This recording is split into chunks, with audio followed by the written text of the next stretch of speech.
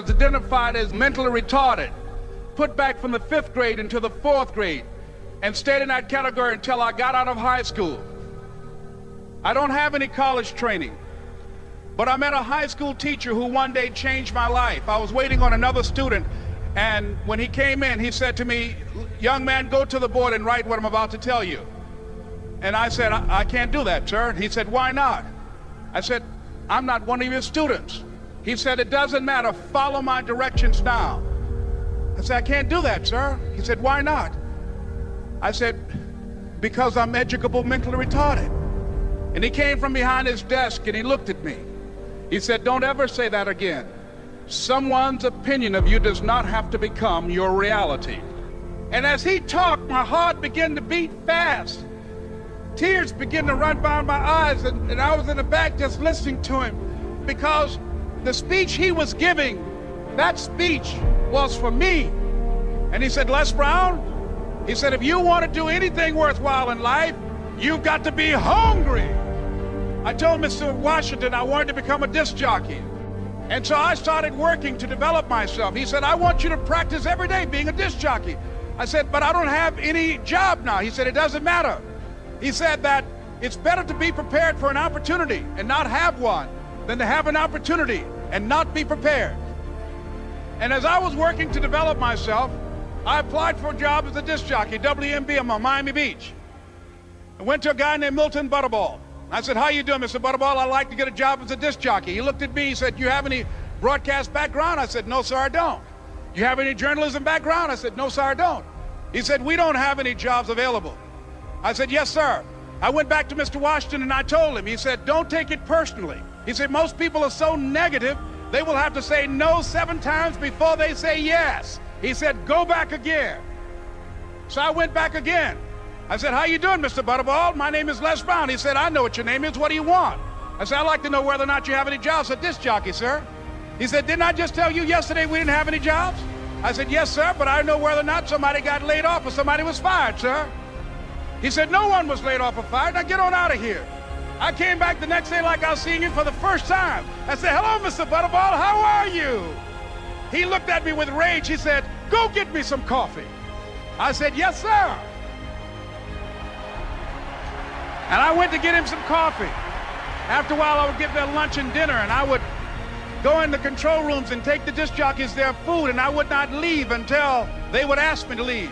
One Saturday afternoon, while I was at the radio station, a guy named Rock was drinking while he was on the air. I was the only one there, looking at him through the control room windows, walking back and forth, young, ready, and hungry. Pretty soon the phone rang, and it was the general manager. And I answered the phone. I said, "Hello?" He said, "Les, this is Mr. Klein." I said, "I know." He said, "Rock can't finish his program." I said, "I know." He said, "Would you call one of the other DJs in?" I said, "Yes, sir." I hung the phone up. I said, "Now he must think I'm crazy." I called my mom and my girlfriend, Cassandra. I said, "Y'all turn up the radio and come out on the front porch. I'm about to come on the air." I waited for about 20 minutes, and I called him back. I said, "Mr. Klein, I can't find nobody." He said, "Young boy, do you know how to work the controls?" I said, "Yes, sir."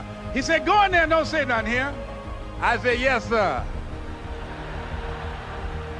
I couldn't wait to get behind those controls. I put on an old Stevie Wonder record called Fingertips.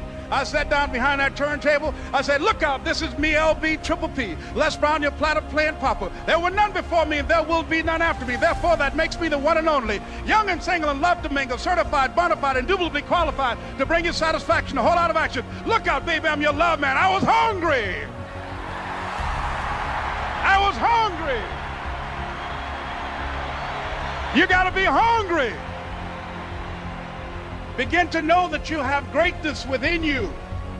And if just one of you here begin to envision yourselves as being blessed and highly favored to reach your goals, if just one of you capture the essence of what that means, that you have greatness within you and a responsibility to manifest that greatness, that you can make your parents proud, you can make your school proud, you can touch millions of people's lives And the world will never be the same again because you came this way.